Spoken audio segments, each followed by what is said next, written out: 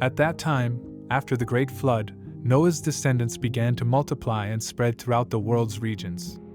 As the population grew, they all shared the same language, a common way of communicating that facilitated their mutual understanding and ability to work together. This linguistic unity reflected their social cohesion, allowing them to collaborate closely. As they traveled eastward, they encountered an extensive plain in the land of Shinar. The fertility of the land and the vastness of the space were conducive to settlement. They decided to make that plain their home, where they could build a future and begin a civilization that would be projected through the generations. The plain of Shinar became a meeting point, a nucleus from which their society could grow and prosper. The settlement of Shinar marked a period of great creativity and technological advancement. The men discovered how to make and fire bricks, so they were as hard as stone. This innovation allowed them to dream of never-before-seen constructions, works that would challenge the very heavens. With brick and asphalt at their disposal, they were ready to embark on a project to mark their place in the world and keep them from scattering across the earth.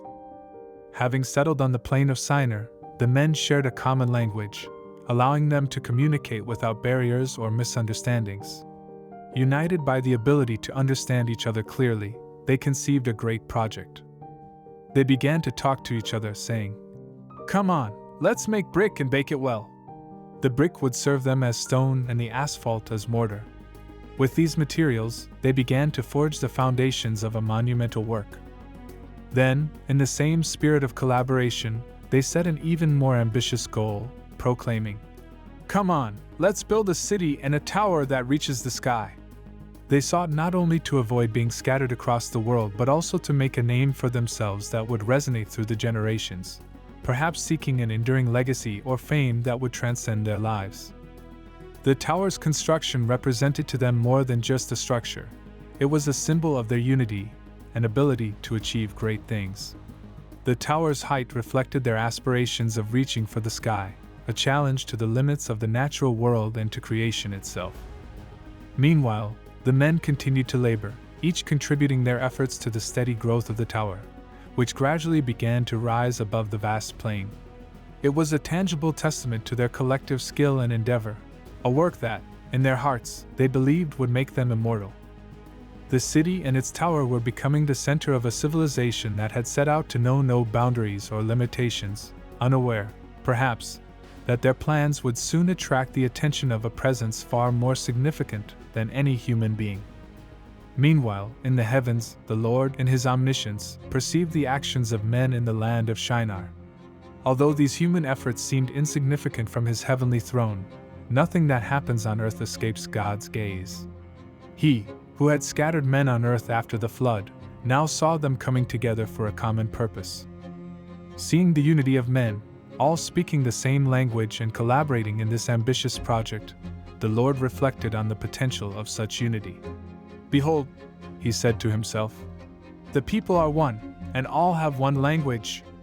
And this is only the beginning of what they are going to do. If they have begun to do this, then no project will be too great for them."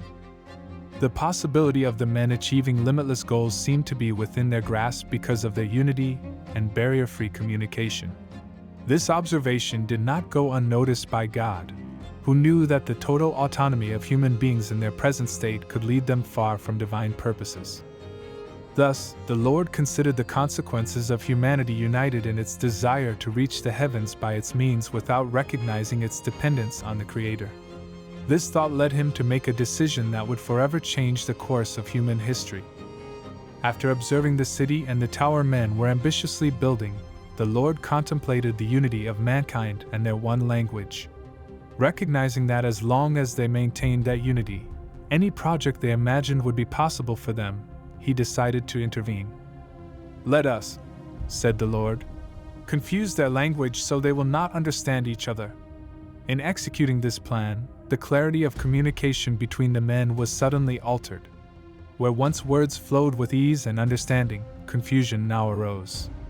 The men began to speak in different tongues, and he who listened did not understand what the other was saying. The work on the tower, which was rising with the intention of touching the heavens, became chaotic. The builders could no longer coordinate their efforts.